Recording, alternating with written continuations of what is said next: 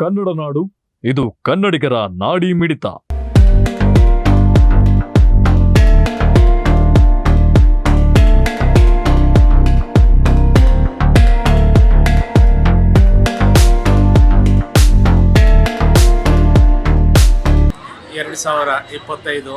March ದ್ವಿತೀಯ PUC ವಾರ್ಷಿಕ ಪರೀಕ್ಷೆ ಬರೆಯಲು ಬಂದಿರತಕ್ಕಂಥ ಎಲ್ಲ ವಿದ್ಯಾರ್ಥಿಗಳಿಗೆ ಸ್ವಾಗತ, ಆದರದ ಸ್ವಾಗತ.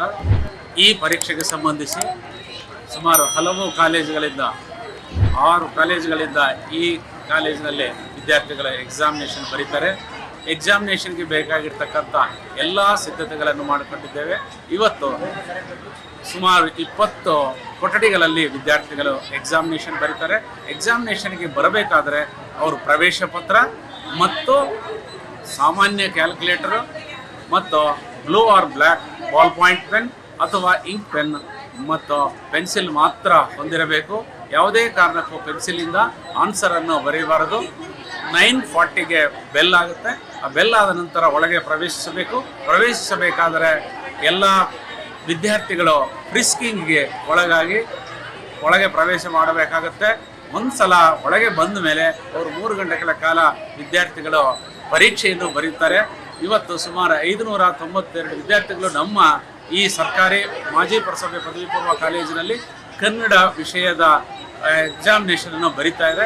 Wish you all the best. ಮಕ್ಕಳು ಯಾವುದೇ ಕಾರಣಕ್ಕೂ ಭಯ ಬೀಳದೆ ಅವರು ನಿಧಾನವಾಗಿ ತಮ್ಮ ಕೊಠಡಿಯ ಸಂಖ್ಯೆಯನ್ನು ನೋಡಿಕೊಂಡು ಕೊಠಡಿ ಪ್ರವೇಶಿಸಿ ತಮ್ಮ ವಿಷಯಕ್ಕೆ ಸಂಬಂಧಪಟ್ಟಂತೆ 10 ಗಂಟೆಗೆ ಸರಿಯಾಗಿ ಪ್ರಶ್ನೆ ಪತ್ರಿಕೆಯನ್ನು ನೀಡ್ತಾರೆ.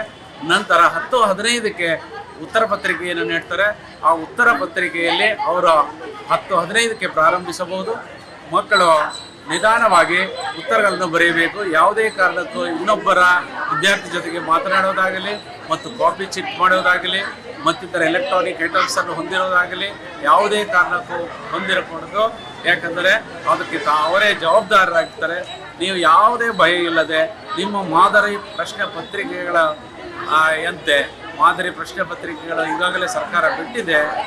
ಸೊ ಆದ ರೀತಿಯಲ್ಲಿ ಎಲ್ಲ ವಿದ್ಯಾರ್ಥಿಗಳು ತಮ್ಮ ವಿಷಯಕ್ಕೆ ಸಂಬಂಧಪಟ್ಟಂತೆ ಓದ್ಕೊಂಡಿದ್ದನ್ನು ಎಕ್ಸಾಮಿನೇಷನ್ ಸುಸೂತ್ರವಾಗಿ ಬರೆದು ಹೋಗಬೇಕಾಗಿ ವಿನಂತಿ.